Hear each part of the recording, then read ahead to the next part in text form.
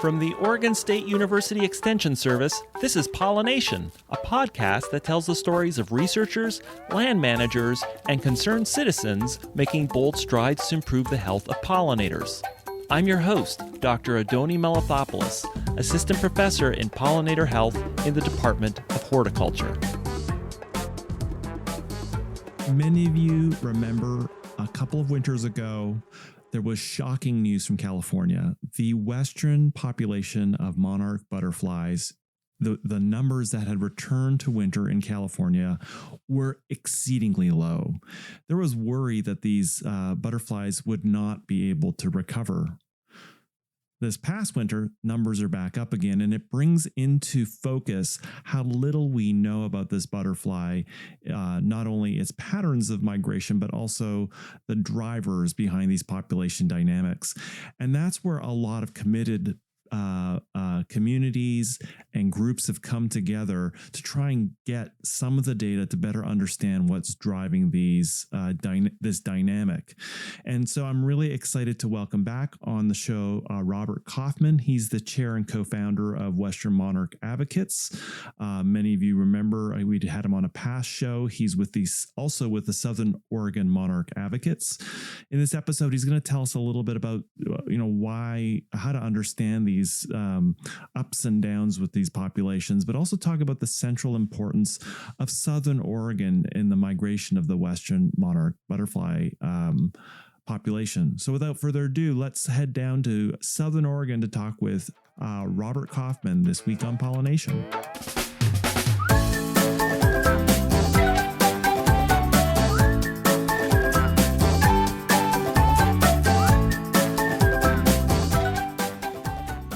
Okay, well, here we go. Welcome to Pollination. Thank you, Anthony. Glad to be here this morning. Well, I'm so glad to get an update. I know there's been so much great work done in Southern Oregon around monarch butterflies, and I can see people can't see they can only hear our voice, but I can see in the background there's just like a newspaper clipping, and there's a big monarch by your left ear, a little model. There's so much going on in Southern Oregon. Can you just give us an overview of the role of that Southern Oregon plays in the health of the Western monarch butterfly population? Sure. I'll be glad to. But first of all, you're saying no one can see us. That's right. So they can't see this monarch pin that I have on just for today's podcast. You can see my little stuffed monarch that we use at our booths that the kids love to flap around. That's just too bad, Andrew. Glad they can't see me, but I wish they could have seen my monarch stuff. Anyway, yes, let's start with a couple of basics because that really helps folks to understand why is Southern Oregon, what's up with that? Why is that so important for this precious population? So we have a Eastern and Western monarch population. I think most people will know this. The Western population migrates just like the one in the East, but they migrate down to Southern California, kind of down along where the Beach Boys hang out in Monterey and further south, all the way down to San Luis Obispo. And then there's some monarchs that go way further south, and some of them just stay there and overwinter.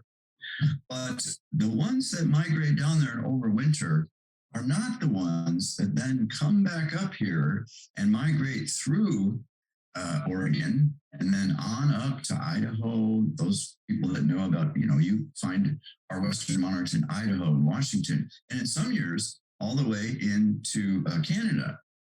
Well, it's not that generation that overwinters. They move out, they reproduce right down there in California, and their babies, their next generation, migrate up to the north and to the east. And that's the generation that gets here. They come up through the Colstein Valley, over the Trinities, right around Mount Shasta, and so on.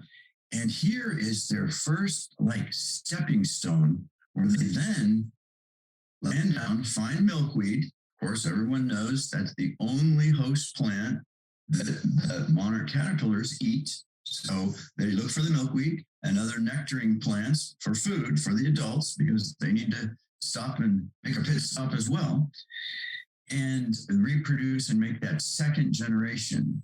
So, Anthony, if Southern Oregon wasn't set up and had a habitat available for the monarchs, that link, that second generation that then can keep going northward and eastward and on into Central Oregon and all up through our corridor, up where you are and all that, we miss that link.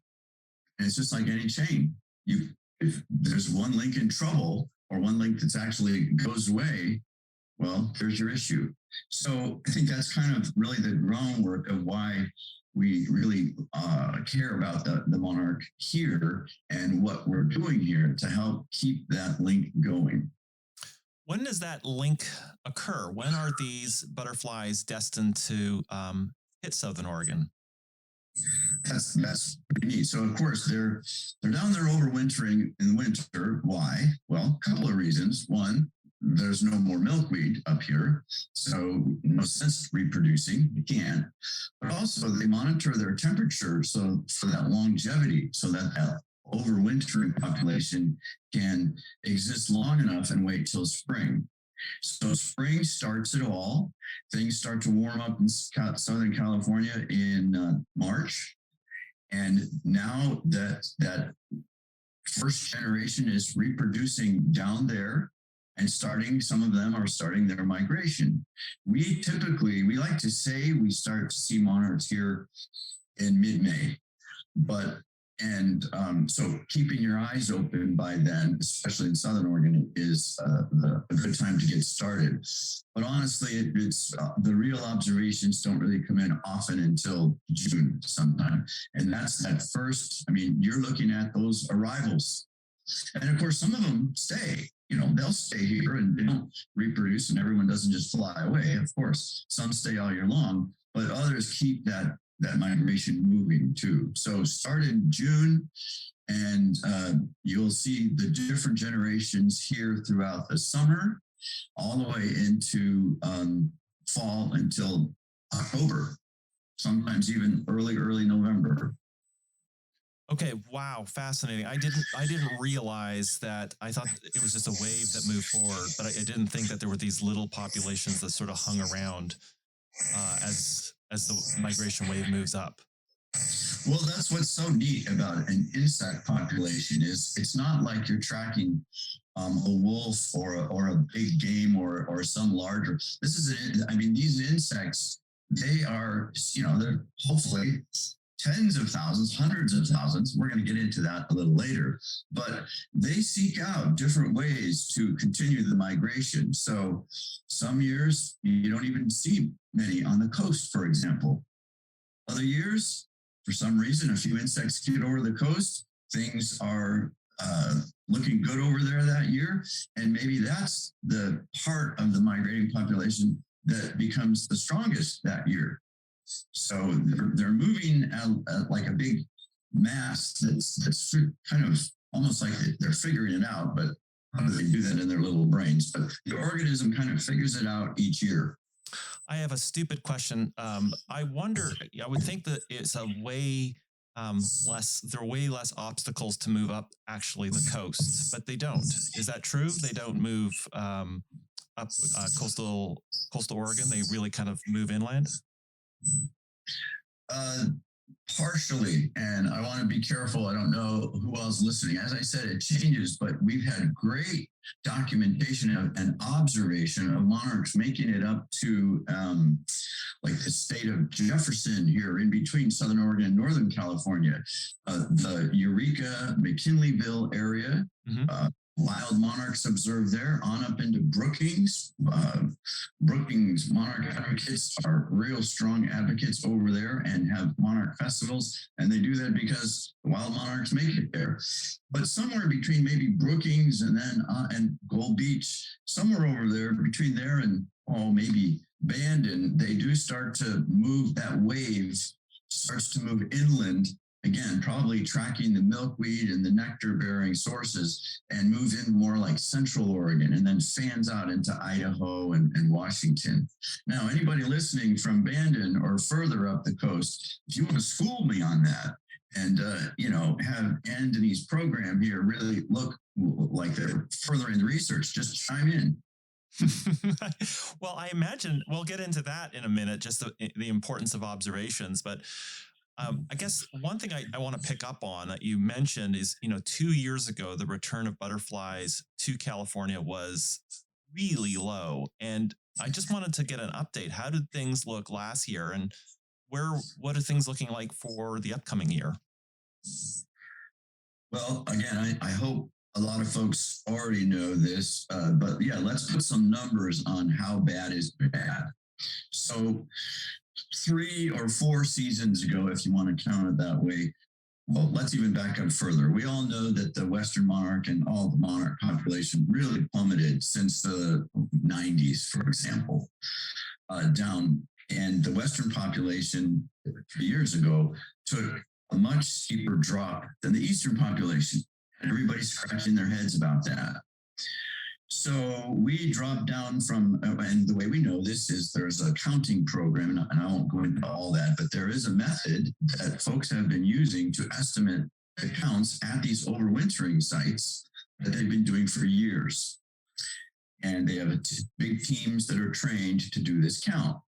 So the count showed that things went from the 200,000-300,000 monarchs overwintering down to like 20,000. Okay, that's like a 10-fold drop. But last season, not this December, but let's go back. This I'm getting my seasons mixed up. 20,000 monarchs. That's not very much for the total population that represents our Western migrating population that makes it all the way up into those states I talked about. That's like what, less than a good hive of bees. A good beehive has 20,000 bees in it. So that already sounds pretty bad. Well, sit down, because what happened last year was the counts dropped, not this season, I'm sorry. The counts before that dropped to less than 2,000 insects. Oh my goodness. I mean, that's way below any botanist point of view of extinction population, data, and so on. And everyone thought, less than 20,000 adult monarchs overwintering at our overwintering sites that we knew of. However, I'm glad you asked that 2-part question. Well, how did things look last year? Well, they looked pretty bad, but then monarchs started arriving last year, like November, would that be 5 months ago? And I was down at one of the sites and had quite an emotional moment. There was a lot more and more and more. And people at all the different overwintering sites were starting to get pretty excited about it. And lo and behold, last year, our population was the count for this year's recording after New Year's, it'd be this year now, over 240,000 monarch butterflies were counted again. Now, if you think about that, that's not that's 100-fold increase in a generation, in a season, not a generation, in one season. So, first of all, everyone was pretty jazzed about that. People warned, that's still low for an overall population, but my goodness, how amazing is that? And that's just what happened to all of our scientific community, was scratching their head going, that is a little too amazing. How could those few females and males that started that whole thing, less than 2,000 of them, wind up spreading out, creating a generation, then a next generation, then a third, and there's usually 4 generations of monarchs in one season? How did they grow from a couple thousand to 100 times that? So how are things looking now? It's everybody excited and fascinated, because there's all kinds of postulations on how did that happen. and most people agree, most scientists agree, if I can keep going with this, is that that hundredfold increase really could not have come entirely from the less than 2,000 insects. So there's all these other concepts being tossed around, such as, hey, what if there's some overwintering sites that we haven't counted? What if climate change is changing things and monarchs migrated to other sites? But then others counter, well, how many of those would you miss? And how many monarchs would be there? And why haven't they ever been counted before? And yes, there could be a few, but that doesn't really hold out. There's some others saying, well, there was a lot of evidence where the monarchs that did make it down stayed down in California and kind of turned into residents instead of migrators. So they moved down there and just hung out in the urban gardens and some of the more southernmost southern areas, and actually quite a few were in the Santa Cruz area. And a lot of reports of, wow, we're getting so many monarchs this year, even though we only counted 2,000 at the overwintering sites. So the scientists again are going, well, maybe that's part of this, how they react. Maybe the population that decided not to overwinter, just stay down there and hang out, then switched back and decided to start the migration again. So there's those ones that contributed. There's another idea that some of them moved kind of over to the east, more towards Arizona. Arizona is a really cool place where our eastern and our western population both kind of show up in Arizona, like a Bermuda Triangle an area. And so maybe there was some blending of, maybe some of those kind of flew back, and maybe even some of the eastern migrants through the Arizona or somewhere got over here. But again, that's all smaller populations. So to wrap up my long-winded answer for you on this, that's what's fascinating, and that's why the monarch world and people that care about the monarchs are kind of symbolic for all of our pollinators, are really looking at, wow, what happened? So we can figure out anything good from that, anything constructive that could help us, and also learn, where should we focus our attention, our dollars and our interests and all that. Well, I do suppose, this is a great lesson in, there's a lot of uncertainty with, pollinating insect populations. They're complicated. We don't know a lot. And I guess it raises the importance of people, more and more people making observations, that when that data really populates up, you get a better sense of like hidden populations or where they're going. Can you talk a little bit about how people contribute observations and the importance of it? Sure. There's okay, first of all, let's just say you're absolutely right. Now that I think everyone's understanding about how important the timing is for all this, that is, we don't just care of when do you see a monarch or do you see one, it's the timing, because where are those first spring movers going to? When are they showing up and where? That's critical. And where do they come back down to the overwintering sites? So the observations are important, but it's also what you observe. So let me go through it. There's, fortunately or unfortunately, there isn't just one great place to report. There's three that come to my mind. And I hope some of the folks know some of these. One is iNaturalist. One is Journey North. And one is the Western Monarch Milkweed Mapper. Now, let me explain. iNaturalist, a lot of folks know that. That's international. You can report your observations for almost any critter anywhere in the world, and there's a database and people share. And I don't know, Anthony, have you heard of iNaturalist? I have, and there's a great episode with Dr. John Asher talking specifically about iNaturalist and bees. So if listeners are interested, check it out. It's a very easy phone-based app to record any kind of biodiversity data. Yes. Okay. Good. I'm glad. I'm hoping a lot of folks are nodding their heads about that. The second one, Journey North, is also has to do with all different kinds of flying, or no, all different kinds of critters, and they're more continent. It's more of the United States. And they have a really, I like to report my observations to them because they do pretty much require a photo. A lot of folks will see a beautiful orange butterfly and just go, that's a monarch. And it's thrown some curveballs in the migration. So they ask for some specific data, but also want a photo. And everyone, the photo doesn't have to be beautiful. It does not have to be one of those ones you want to post in the magazine or you want to send to National Geographic. It just needs to be good enough so other folks can go, yeah, that really is a monarch. So trying to do that really helps. Oh, just a quick question. So what Sure. What comprises a photo that's of use for monarch identification? Is there any angles or shots that are important?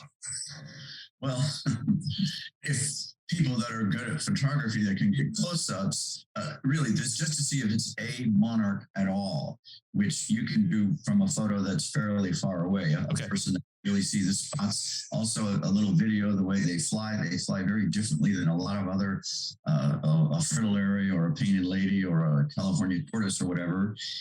They kind of lilt. And of course, if you can get a close-up, the wing patterns can tell if it's a male or a female.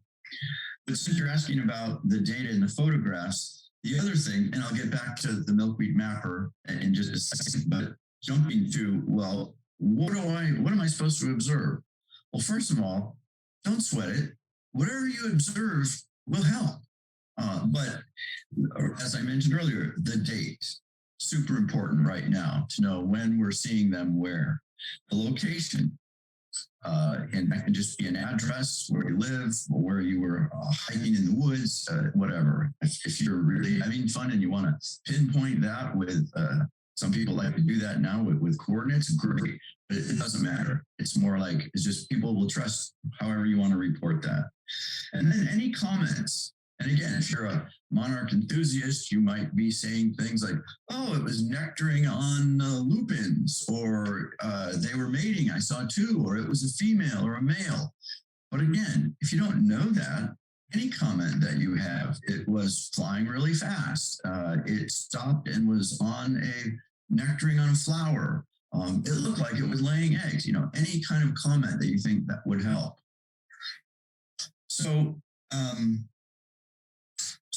Journey North, just to finish up on that, they have a map that I love to watch. As you report, they post the little monarchs on a map of the whole continent. And of course, you can zoom in on the map. And the sad thing is, it's a lot of their reporting has been occurring so far for the Eastern population. And like last year, I think there was only 40 reportings for our Western population. Now, that could have been because there weren't very many last year, but it also could have been that this is kind of new for us over here. So reporting to a place like Journey North or iNaturalist or Western Monarch Milkweed Mapper is super helpful. The Journey North one, it also has a time lapse, so you can see the population grow. Wow. And that's really fun. So hopefully people can check that out, even if they don't observe it. It's fun to watch. And finally, the Western Monarch Milkweed Mapper is, as it says, it's real specific to the Western monarch. And it's another great resource. I think they want photographs as well. And that is where you can post not only monarchs, but they ask about milkweed species, which is a real big part of this, especially with changing climate and all that. How important is it that what's happening with the plant material, vegetation, flowers, and food sources as a migrating population migrates? So those would be the three I would suggest. They do talk to one another, and we're working hard, I think, as a scientific community to blend all that and share it all. Well, it raises a really thanks for that. We will have the all of those linked up in the show notes. And I guess you raise this issue of climate change, and we had a heat dome last year, and I was kind of surprised to see such good returns when everything was just so hot and smoky. And I guess what I wonder about is, with mapping of milkweed and when it blooms and when it's available, what are we learning about mismatches between when the butterflies show up and the kind of a bit the suitability of milkweed patches for those butterflies? Well, yeah, I think some pretty interesting news about that. I'm going to interrupt you for a Monarch Fab fact. Are you ready for a Monarch Fab? Always. Okay, now this is multiple choice. Oh, no. Right. So, and for those of you that can't see, Anthony has a huge smile on his face right now. I think he's getting nervous.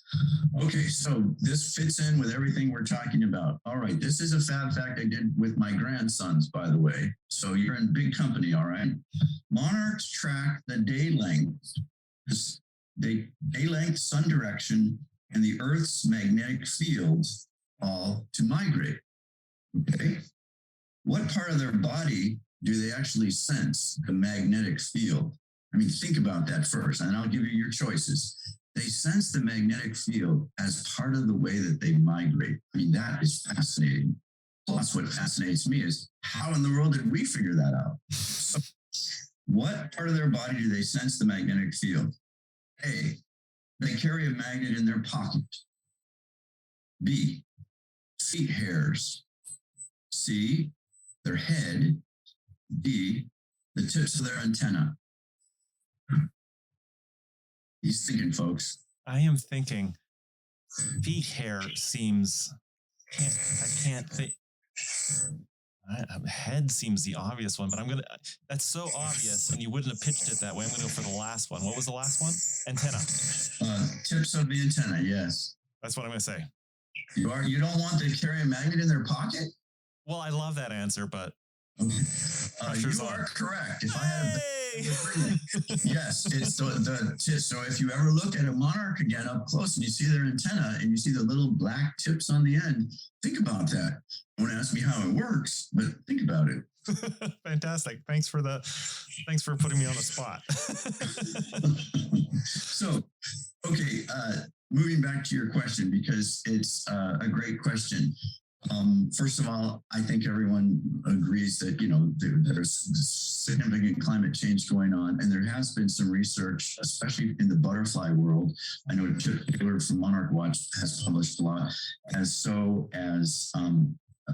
Francis Villablanca down at San Luis Obispo, about not only climate change, but modeling and so on that shows how it's impacting the monarchs. And I won't take time to go into all of that, but I think that's kind of a given. There's been some predictions that show that the California side has increased about 2 degrees warmer than other areas. So think about that. Every area in the U.S., the temperature is rising, but that California rim over there, central California, where the temperature is even rising faster in these last 10, 15 years. Okay. And some more modeling has shown that the monarch butterflies are likely going to be moving upland and northward, which makes sense. Move upland where the temperatures are cooler, and move northward where the temperatures are cooler. The thing is, what's up there? Will there be habitat? Will the milkweed and other plants be blooming if the monarchs do that? So that will get to the second part of the answer here, something I'm really pleased about, and that is there's this concept of what people are calling a phenological mismatch. And that's exactly this milkweed that you brought up, Anthony, is what we're referring to. The monarchs, what if that was one of the reasons that the monarch population dropped? Could it be that the spring migrating monarchs moved out and they moved out earlier?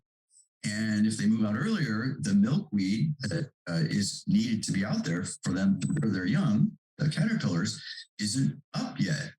So they show up, they reproduce, and there isn't any milkweed. So to answer that or to look into it further, some of the folks that are Western monarch advocates have launched this program to, there's a certain milkweed that's called California milkweed, or Asclepias californica, that blooms or starts to grow a little earlier than the other native species. And there's been some controversy about, well, how important is native versus non-native? And I don't want to get into that too much, but there's another non-native in California that a lot of folks are looking at because it's got some issues related to it, tropical milkweed, and it grows early as well. So they're kind of controversial about that. So this group said, well, okay, here's this native milkweed population that grows earlier. Let's go out and let's find it and look, and not just look in urban areas. Let's go out in nature, up in the hills over by San Diego and up north and all through the area, and look for the California milkweed and see if we can find it. And here's a really interesting part. The scientific communities had these two opposing views on this, which was, oh, it's great because it's early, it's really going to help, but it's also loaded with extra latex and has really thick, it's really fuzzy stuff. So the trichomes on the outside of the leaf plus the latex, where some folks said, oh, the tiny, tiny baby caterpillars, they can't eat it, they can't get through the fuzz. And when they do eat it, the latex gums up their mouth parts and they die. It's not a good milkweed species at all. Don't worry about it. Leave it alone. Well, this year we're researching it finally, and that's great. It's a good example. And what they're finding thus far, and there'll be reports on it later on in the year, is documented evidence that all kinds of monarch caterpillars are being found on the California milkweed out in the wild, and people have been watching and documenting it and finding the little caterpillars growing into those big, fat, chubby ones and on into the adult stage. So it's just a good story about how, okay, first of all, we identified a problem. Second of all, somebody came up with a what if solution. And then third of all, well, let's go get together and collaborate. And we're talking with California Department of Fish and Wildlife, Western Monarch advocates, all kinds of community citizen folks to get up there. You can imagine how time consuming, but also fun it might be to keep going to a site to watch and see, are the caterpillars still feeding? Is this still working? Are they, having problems and so on? And I better get photos of it and I better share it. So that's ongoing. And Tom Landis is kind of taking a lead on that, and we'll be reporting on it soon. I suppose the thing is milkweed and these butterflies have been in an arms race trying to, but there's even though something can be the plant's probably inhospitable to many other herbivores, but milkweed, monarchs have really kind of honed in on sort of overcoming those defenses. Which is, yes, that's their how they can stay so showy and pop with their bright orange wings and say, I dare you to come and eat me. I think that started long ago. Bob Pyle and some others talking about the barfing blue jay, and which was someone observing a learned response of birds eating a monarch butterfly that's toxic to them, and they got a picture of it throwing it back up. Yes, you're right. They've got a very special niche with the milkweed. Well, let's take a quick break. I want to ask about Western Monarch Advocates next and sort of the work that you do, but let's take a quick break and we'll be right back. Start it up again.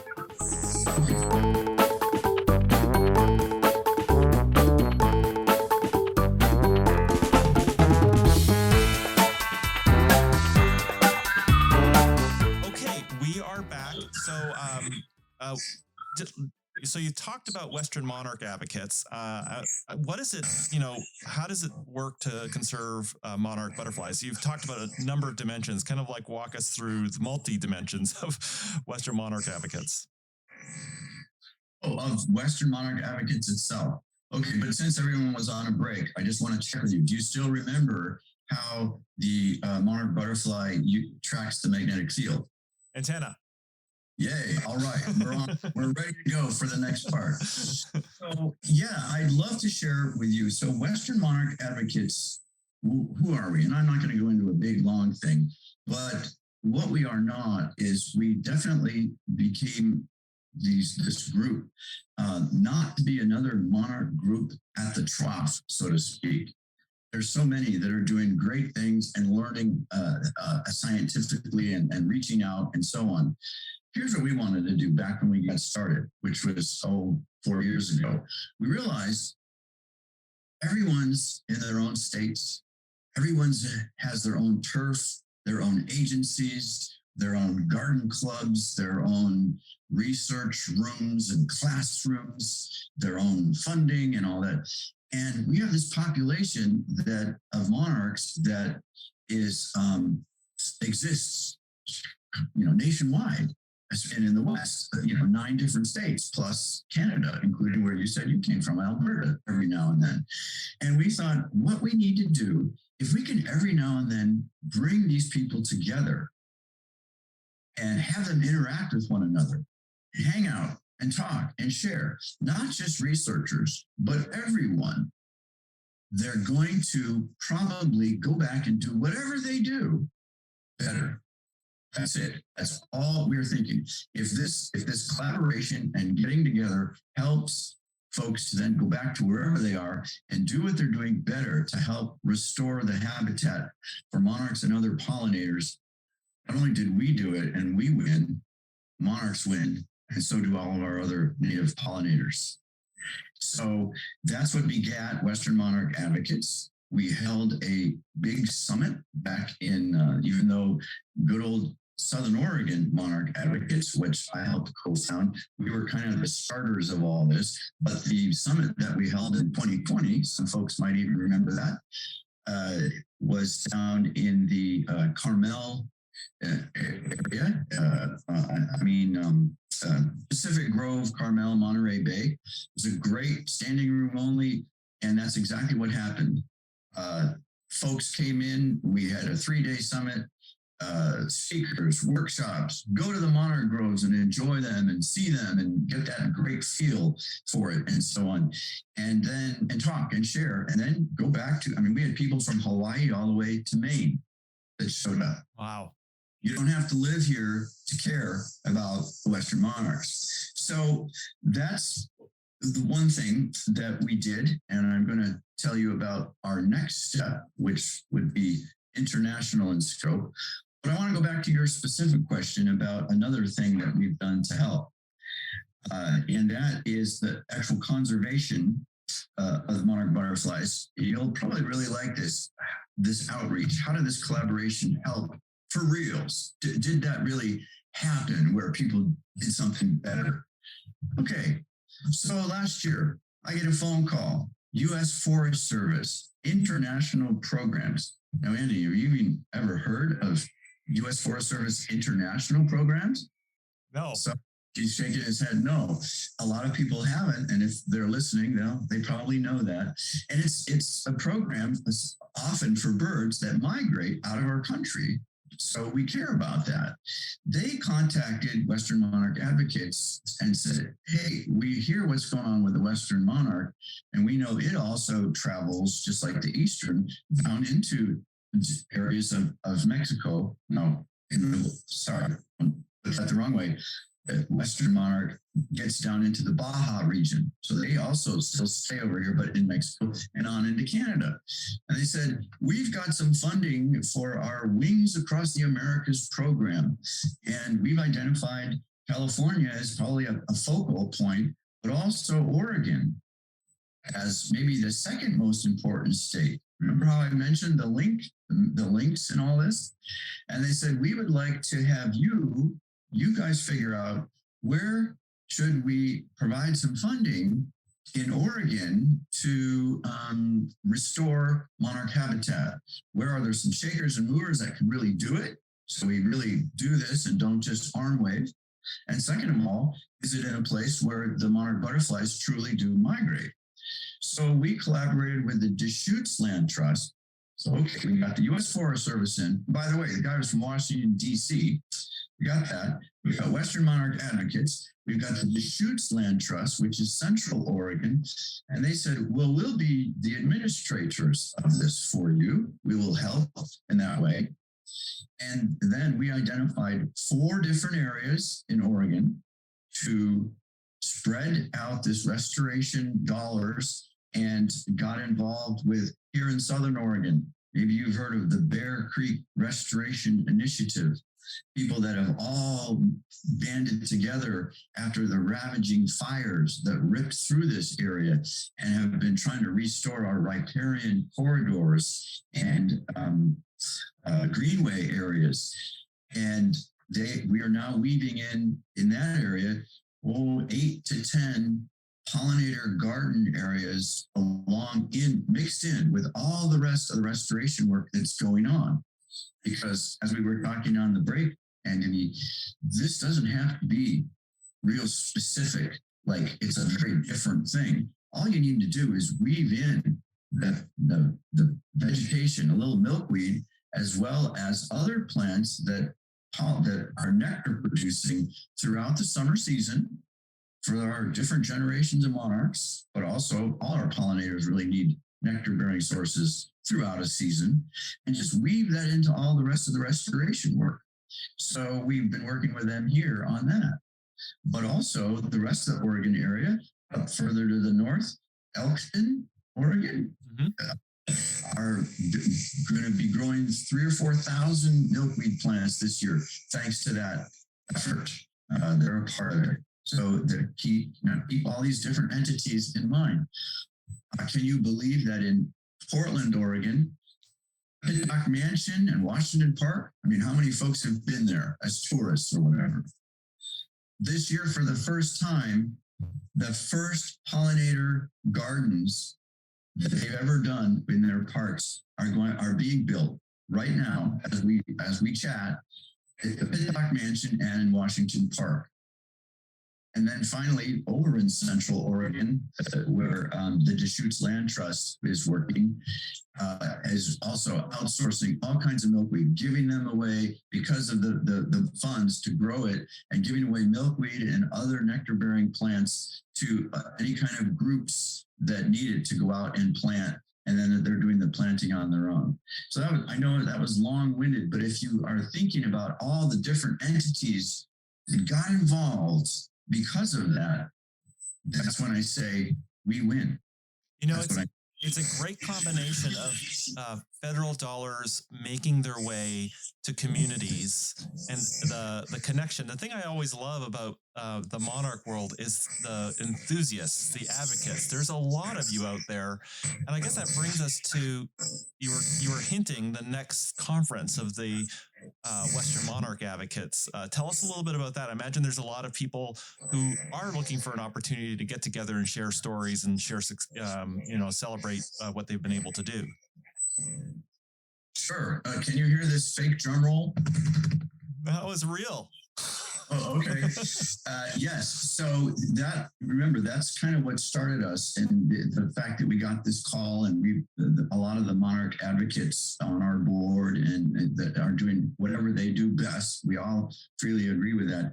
We all said it's time. COVID hit, the wildfires hit. Everyone hunkered down. So, folks, the normal is that in January of 2023, Western Monarch Advocates is facilitating and now setting up as we speak the International Western Monarch Summit. And this one will be down in the Pismo area, Pismo Monarch Grove and San Luis Obispo area. Again, it will be like a 3-day type of a thing with speakers. And I mentioned international. We'll have speakers from Canada, as well as Mexico. Possibly, it's looking like a pretty known figure from Australia. And perhaps from our Native American or Indian tribes, we're not sure. We're looking at all that, as well as, of course, researchers right here as well. One of our keynote speaker from the United States will be Dr. David James at Washington State University, but all kinds of other speakers, workshops about milkweed, field trips to the monarch groves, side trips if you come early and you want to go learn about other things and go to the beach and take a biplane ride if you want. That won't be part of what you pay for, though, when you join to come to this. So we've got a website with the details on that. Right now, it's a save the date thing. And soon our website will show, the speakers, a little bit about the venue, about lodging, about the field trips, and how to register and costs and all that. But January 2023, it ought to be a lot of fun. And it will be the same kind of a thing. Our effort is to bring together the different entities and from all the different realms to come on in and not just learn from each other, have a good time with each other. Well said. Well, when you do have the details, let us know, and we'll put it in the introduction of one of the episodes so that people are ready to go down. I imagine, especially after COVID, and people having to do monarch work on their own in some years, like, within their county, this is going to be a wonderful opportunity to finally network with one another and just learn as much as you can in one spot. Yes. And anybody that if you have not gone to an overwintering site to see a monarch cluster, that's a bucket list item I would highly recommend. And that would be one of the things that you could do if you attended the seminar. If everyone, and Anthony can see I'm waving my finger around, if the monarchs continue to hang out, hang in there, and stay resilient and continue to exist and hopefully have their populations continue to grow back. Well, I can only imagine, Robert, with the good work that everybody is doing, that at least there's a chance now. And I really thank you for taking time. And I'm really glad for this opportunity to get a catch up from you. Well, all I can say is likewise, not only to you, Anthony. There needs, when I mentioned all the different folks in the media, folks that are good at getting the word out. Hey, you're a huge part of this. And whoever's listening, I just appreciate you giving me the time to share in whatever fashion I can what's going on. So back at you. Anytime. I hope to have you back soon. Okay. Thanks very much. All right.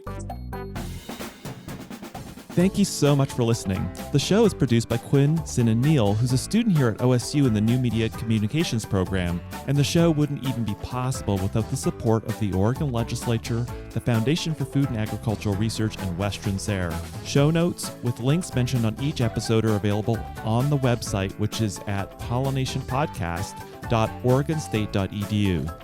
I also love hearing from you, and there's several ways to connect with me. The first one is you can visit the website and leave an episode-specific comment. You can suggest a future guest or topic, or ask a question that could be featured in a future episode. But you can do the same things on Twitter, Instagram, or Facebook by visiting the Oregon Bee Project. Thanks so much for listening, and see you next week.